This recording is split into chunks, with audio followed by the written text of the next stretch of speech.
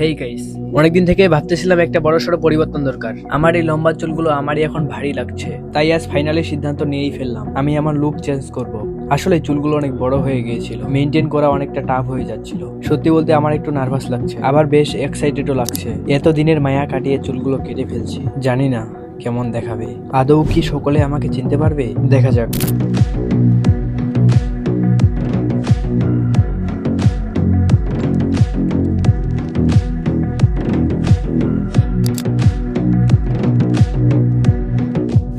চুলগুলো কেটে ফেলার পরে নিজেকে অনেকটা হালকা লাগছে, সাথে অনেকটা নার্ভাস লাগছে।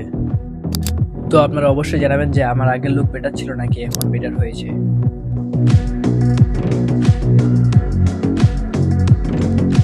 ছোট চুল করার পরে অনেকটাই খারাপ লাগতেছে, যদিও এটা আমি আমার নিজের ইচ্ছায় করেছি। আমার মনে হয় এক হয়ে সবসময় থাকা উচিত না।